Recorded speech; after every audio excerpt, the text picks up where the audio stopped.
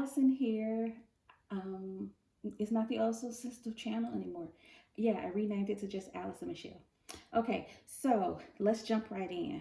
I'll first explain why it's taking me so long to give you all a video and why this video is going to be different from the videos I usually post. And basically, all videos from here on out are going to be different. So, in the past, when I would upload videos, I was meticulous in trying to edit them and create essentially what I just thought of like as amazing content. I don't have time for all of that anymore. And that's what's been overwhelming me lately with the prospect of recording a video because I'm a full time writing instructor. I spend a lot of work not just teaching, but designing the curriculum, coming up with my presentations day to day, practicing them, responding to my students at the beginning of the week, or assessing my students at the beginning of the week to see if there's anything I need to change for the rest of the week. It's an intensive process. And whenever I think record a video, my mind then thinks of record a video, edit it, upload it, and I get overwhelmed. I just can't handle it. But I miss giving you guys content. I miss talking about perfume. So the compromise I've given myself is just record the video and upload it. So that's what I'm going to do. I'm not going to beat myself up about being this amazing video producer. I wish I had the time, but I don't. So today's video is talking about my favorite warm, deep, dark, womanly perfumes. I don't know if that's what I'll title it, but that's just the description I can think of off the top of my head. I just turned 40 years old. Yay. As a 40-year-old woman, I am what many consider a mature woman. So naturally, I also like what many consider mature perfumes. I feel no shame about that. I'm proud of my maturity. I'm proud of the blessing of making it this far in life. And I'm proud of my perfumes reflecting that. But I wanted to come and share with you all my favorite perfumes that basically fall into that collection. They're mature, but they're also essentially warm and ambery. Some of them, most of them are also sweet. So let's get started. So the first perfume I will talk about is this good? Is that a good shot? Okay. The first perfume I'm going to talk about is Miss Dior Eau de Parfum 2017 formulation. So as many of you already know, this perfume was discontinued. A lot of people were upset about it being discontinued. It was replaced with the new 2020 formulation. I wasn't upset, but when I went and smelled the 2021 formulation, I was like, dang, I should have got me a Miss Dior when they were still out because I don't like this new formulation. It's not horrible, it's not disgusting, but it's just not for me. But I've been kind of thinking about it for a while in the back of my mind. Should I try to find a bottle? I don't like the prospect of hunting down bottles. So that's why I didn't really get into it because I just wasn't in the mood to hunt down bottles that are no longer at the department store. But I happen to be on jomashop.com. I love Joma Shop because how they represent their merchandise and the pictures on their website is true to what you get from my experience. Some fragrance websites will take a picture, for example, of a 2017 bottle. Then when you order it, you end up getting a 2021 bottle. I don't like when companies do that. And even though they might have a disclaimer in very tiny writing saying that, I just still consider it dishonest. Just go ahead and let people be clear on what they're buying. So when I saw that Joma Shop had a 27 formulation of Miss Dior, I went ahead and got it. It was a semi-blind purchase just because I didn't recently smell it. I didn't have a fresh memory of what it smells like, but it wasn't completely blind because I did remember smelling it and liking it before when I was in the store. I wish I had gotten a hold of Miss Dior Le Parfum before it got discontinued, but anyway. So this one, what it smells like. It is warm. It is fresh in its fruitiness. The fruitiness in here isn't candied berry fruitiness. It's more of a citrus fruitiness, but the citrus nature of it isn't it isn't done badly. Sometimes perfumes that have that citrus aspect can have almost like a cleaning product, citrusy smell. This one is citrus done well. And the reason it's done so well is because it is really well blended with the rosiness and with the patchouli note. So when I ordered this, I wasn't quite sure if what I was going to get was a bottle that was produced in 2017 and on, or a bottle that might have been produced in like 2012. I was worried about getting a bottle produced in 2012 and between 2012 and 2017 because the very first time I tested Miss Dior, it was a 2012 Miss Dior bottle, and that one had an intense amount of patchouli from my experience. So, because I remember thinking, oh, Miss Dior is not for me. And I didn't test it again for a long time. But then I went back and tested it and I was like, what changed? Well, what changed was the formulation. But I like the balance of patchouli in here. Even though a lot of perfumes that I love and have in my collection have patchouli, I don't necessarily like for the patchouli to be so intense that that's all I smell. So this is a nice balance of fruity citrusness, fruity citrusy notes as mixed with rosy notes and patchouli. It has a warm resinous smell to it as well. Makes me think of melted vanilla candy or something.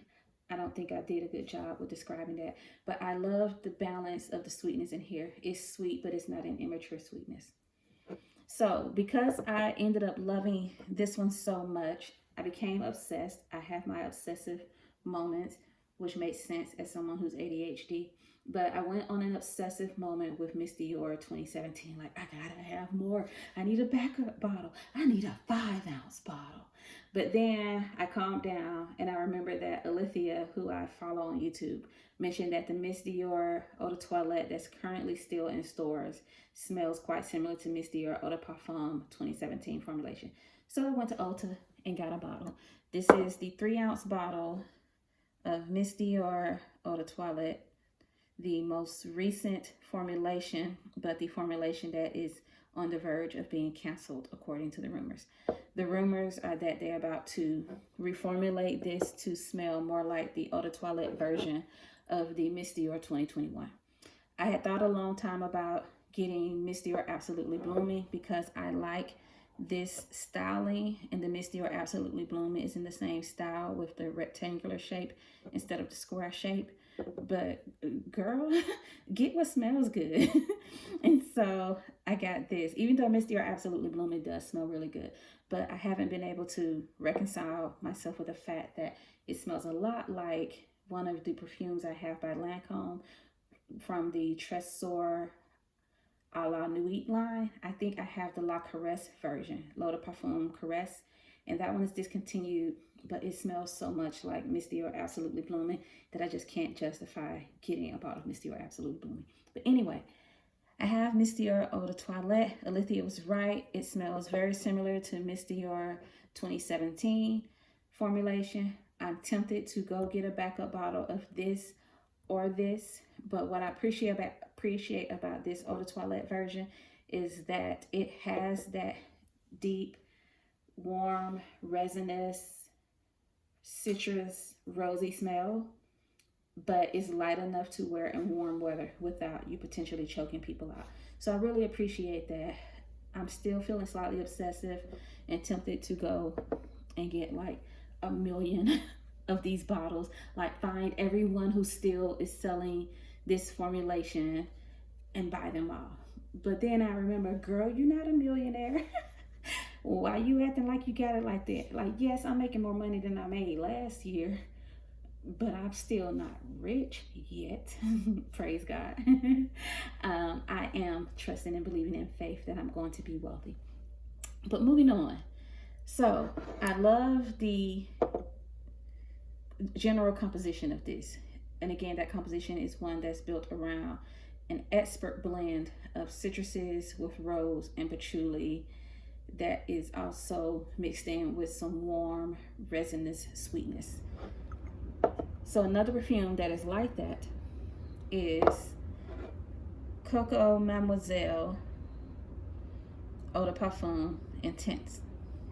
But the reason it's not quite on the same level of these two perfumes as far as how much I like them is because in this one, the citrus opening doesn't last as long, and the patchouli base kind of takes over. It kind of takes over.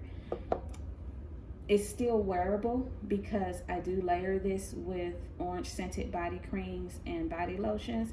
So in that respect, I'm able to get that citrus opening to last a bit longer, but it doesn't last and play out throughout its life wear or daily wear the way it does in Miss Dior Eau de Parfum 2017.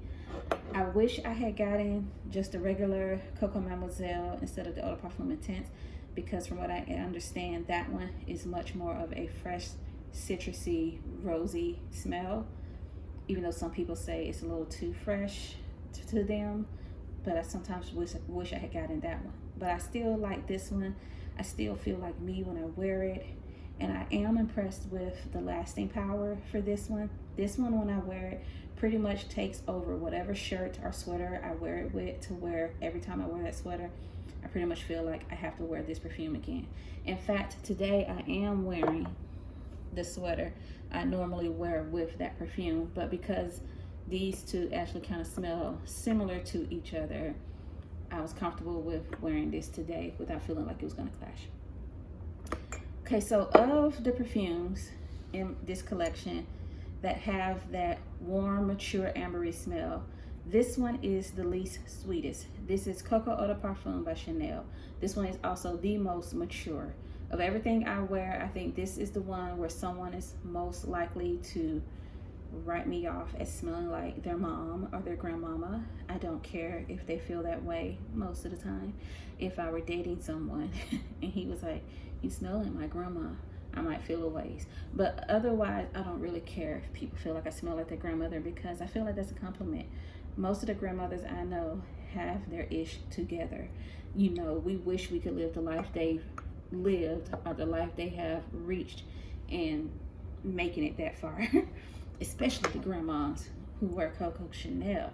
Baby, you can't tell them nothing. Like, we wish we could be like them. But anyway, this one smells warm, not that sweet, and floral. Any sweetness you get from this, you're gonna get from the floral notes. I layer this one with Tahitian Gardenia Body Cream by Pacifica. Those two products work really well together, that lotion and this perfume. The lasting power they create is amazing, mind-blowing, but it is not the most amazing and mind-blowing lasting power in this collection. That honor goes to My Burberry Black by Burberry. So this one was created by Maison Francis Kurt Gian. It's not from his Maison Francis Kurt Gian line. It was just created by him as a perfumer who still works with other companies. This is a really beautiful fragrance. It is a powerhouse. It is a beast. It will take over your life. It will take over any room you enter. It will take over the soul of any man you were to seduce, if that was your thing. It's not my thing to go around seducing men, but if it was my thing, this is what I would wear. I was just reading about the Proverbs 5 woman in a Bible study. She is a dangerous woman. She's very much a seductress, and she is very methodical in her seduction. But the side effect is that after she seduces you, she's going to destroy you and ruin your life. She might wear this. This one smells like a woman who seduces you and then destroys you. So maybe that's why I don't wear that one as often, because I'm not trying to seduce and destroy. But I do like how sensual it smells. So maybe I will wear it more often once I get married and change it into the perfume of a woman who seduces and nourishes. Like, I want to be the wife who uses her appeal to nourish her man, feed her man. I'm not trying to be out here draining men. So with that in mind, I guess the last thing I'll say about this one is just, if you want a powerhouse perfume of everything I presented today, this is the perfume you should get. The only caveat I would have about this perfume, besides me mentioning that it smells like the scent of a woman who's going to seduce and destroy a man, the only other caveat is that the peach note in here is intense. Like, it can almost choke you out. So if you are sensitive to peach notes, then you might want to either just avoid my Burberry Black or test it out before you invest in it. And when you do test it out, knowing that the peach note is intense in here, you might want to spray lightly and from a distance. Like, I would say about have a 6-inch distance at least when you're spraying this, if you want to calm down that peach note. Okay, that concludes this video. I hope this was enjoyable for you. I'm not editing it, so I hope you still like it despite the lack of editing. If you don't, I apologize. But see you next time. See you on the next video. Alrighty, bye guys.